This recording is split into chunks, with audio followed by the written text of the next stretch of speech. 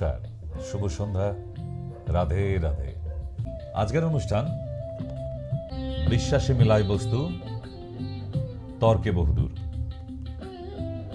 তবে আজকের অনুষ্ঠানটি যারা দেখবেন বা দেখতে বসেছেন তাদের বলবো যে খাতা পেন নিয়ে বসুন। খাতা পেন নিয়ে বসলে লিখতে সুবিধা হবে,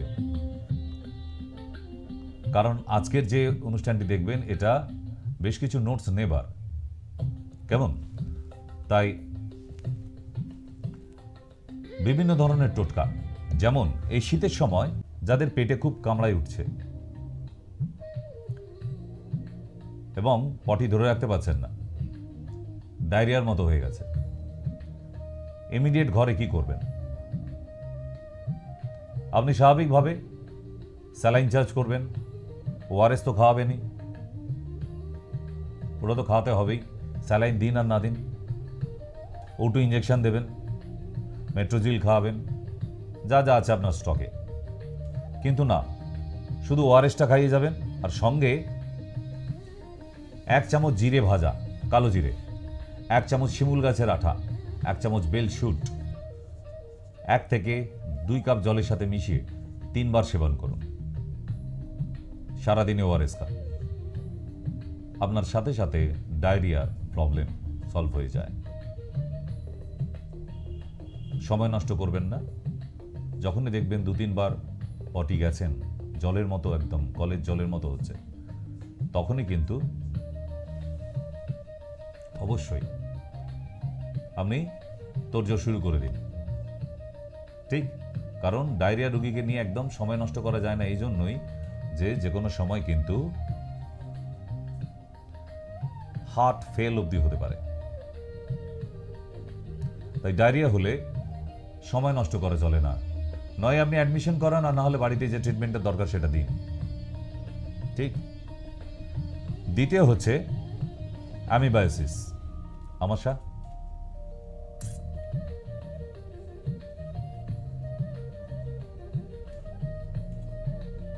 এই আমাশা,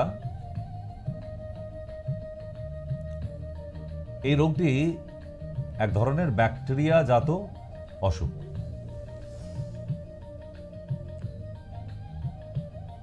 অ্যামিবা এককোষী প্রাণীর নাম শুনেছিলাম, ছত্রাকের মধ্যে পড়ে। এই ধরনের ছত্রাক পেটের মধ্যে প্রচুর থাকে।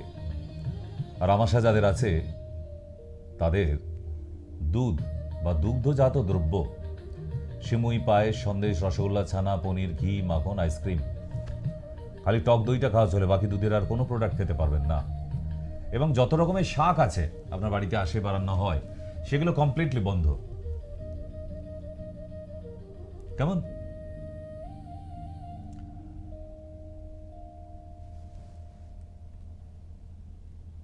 এই অ্যামিবায়োসিস সিমটম কি? খাবার খেলেই বারবার পটি পাবে, পেটের মধ্যে মোচড় দিয়ে যন্ত্রণা করে এবং মাথার ঘাম ছুটে দেবে, যন্ত্রণা এত হবে। তাই আমাশা আবার 2 ধরনের আছে, একটা রক্ত আমাশা, একটা সাদা আমাশা। যদি সাদা আমাশা হয় তাহলে কি করবেন? 2 চামচ থানকুনি পাতার রস, 2 চামচ পাথরকুচি পাতার রস, 2 চামচ দুর্বাঘাসের রস, 2 চামচ আদার রস, আর দিনে 3 বার করে 7 দিন খান। আপনি 3 দিনের মধ্যে রেজাল্ট পাবেন, 1 কাপ করে। এই যে কি মারাত্মক ওষুধ তৈরি হবে, যেটা বাজারে কিনতে পাওয়া যায় না, কারণ এই ধরনের প্রবলেমগুলো বাজার থেকে আনা কোনো মেডিসিনে আপনি রিলিফ পাবেন না, সম্ভবই না। ঠিক। দ্বিতীয়,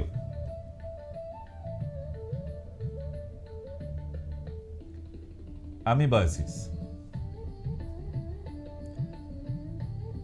Patient has a loose stool, stomach pain, stomach cramping, amoebic dysentery, fever and tenderness, abscesses. আমাশা হতে হতে হতে হতে মলদারে ঘা অবধি হয়ে যায়, বুঝতে পারছেন? রক্ত আমাশা।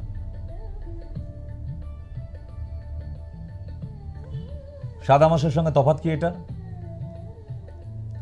এটাই যে রক্তমাশয় বারবার তো পটি হবেই, যখন তখন হবে, কোনো বলাকাও থাকবে না, কোনো টাইম জ্ঞান থাকবে না, যখন খুশি পটি পেয়ে যেতে পারে। এবং যতবারই পটি করতে যাবেন একটু করে রক্ত আসে, আলটিমেটলি হিমোগ্লোবিন ডাউন হতে থাকবে। তাহলে এখানে কি খাওয়া উচিত আছে? রক্তমাশয় গাঁদা পাতার রস 2 চামচ, আয়াপানের রস 2 চামচ, দুর্ভাঘাসের রস 2 চামচ, 1 চামচ চিনি মিশিয়ে দিনে 2 থেকে 3 বার সেবন করুন। এবং বাঁশপাতার শীষ বেটে মধু সকালে খালি পেটে একবার করে 15 দিন খান।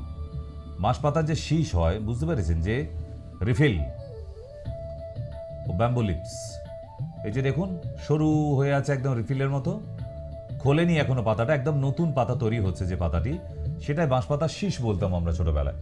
তো এই পাতা শীষটা রিফিলস তুলে এনে 4-5 খানা, বেশি লাগে না, বেটে নিয়ে একটু মধু মিশিয়ে সকালবেলা খালি পেটে খান 15 দিন টানা, আপনার আমাশা গন।